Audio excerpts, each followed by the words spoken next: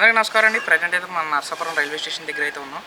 ఈరోజు అయితే డిసెంబర్ 15వ తారీఖు, అంటే ఈ రోజు నుంచి మనకి వందే భారత్ అయితే మొదలవబోతుంది నర్సాపురం నుంచి. ఇది వచ్చేసి మనకి నర్సాపురానికి మరి గోదావరి జిల్లాకి ఫస్ట్ వందే భారత్ అండి.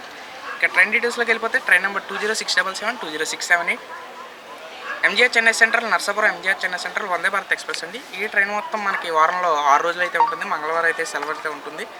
ట్రైన్ మొత్తం 635 కిలోమీటర్లు అయితే కవర్ చేస్తుంది. దీనికి తీసుకొచ్చే సమయం వచ్చేసి 8 గంటల 55 నిమిషాలు అయితే సమయం అయితే తీసుకుంటుంది. దాదాపు సంవత్సరం అయితే మన ఎంపీ గారు అయితే చాలా కష్టపడ్డారు దీన్ని ఇక్కడ వరకు తీసుకురావడానికి.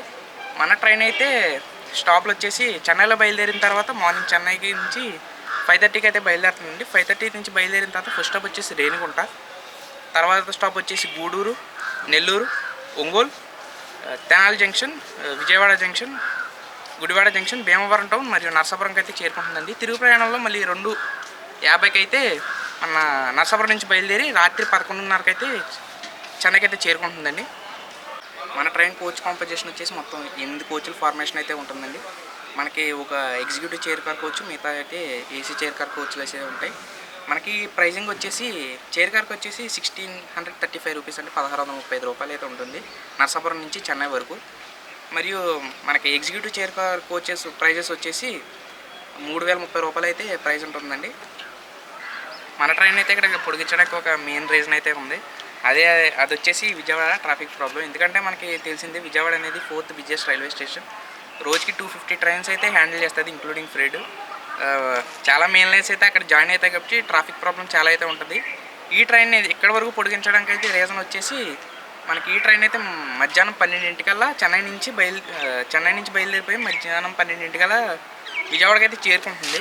తర్వాత ఏమవుతుందంటే ఒక సింగిల్ ప్లాట్ఫామ్ దీనికి 3 అవర్స్ అసైన్ చేస్తున్నారు.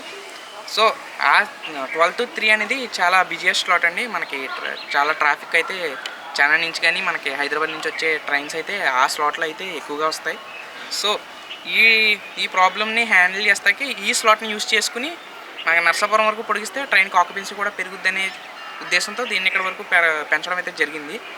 మనకి ఈ ట్రైన్కి కూడా ఆక్యుపెన్సీ తక్కువ అండి, ఎందుకంటే మనకి ఈజీగా అయితే టికెట్లు అయితే దొరుకుతాయి.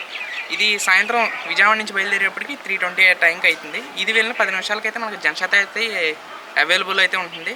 సో దీన్ని ప్రిఫర్ చేయడం కన్నా జనాలు దాన్ని ఎక్కువ ప్రిఫర్ చేస్తున్నారు.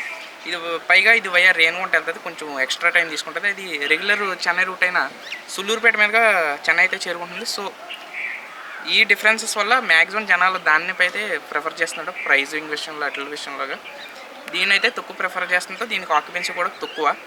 సో ఇక్కడ వరకు పెంచితే కొంచెం ఆక్యుపెన్సీ కూడా పెరుగు ఛాన్స్ కూడా ఉంది అనే ఉద్దేశంతో దీన్ని ఇక్కడ వరకు అయితే పొడిగించారు. మన ఎంపీ గారు అయితే చాలా అయితే కష్టపడ్డారు దీన్ని అయితే ఇక్కడ వరకు తీసుకురావడానికి. ఇలా కొన్ని ఇంకా ఇబ్బందులు అయితే ఉన్నాయి ప్యాసింజర్స్ నుంచి. అవి వచ్చేసి మనకి మార్నింగ్ అయితే నర్సాపురం నుంచి విశాఖపట్నంకి వెళ్తాకి ఒక్క ట్రైన్ కూడా లేదు.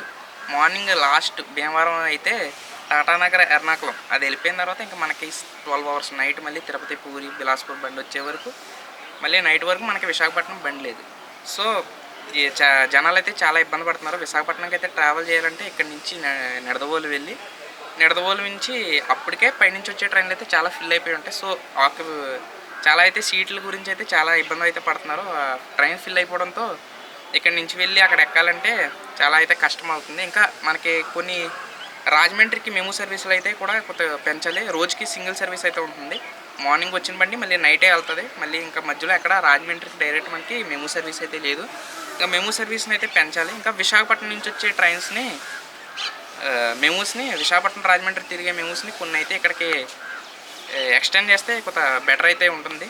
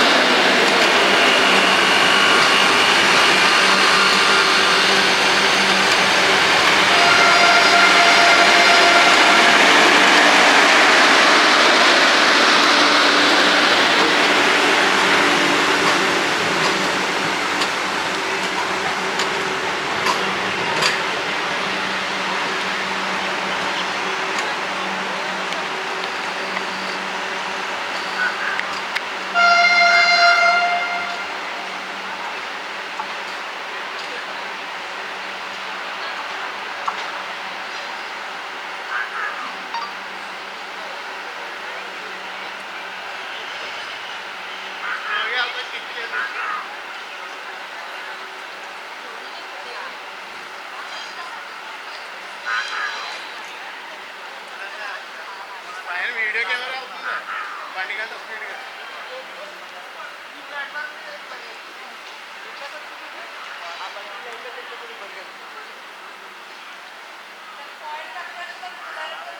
అది డైరెక్ట్ వెళ్ళిపోతే ఓ మూడింటికి వెళ్ళిపోతుంది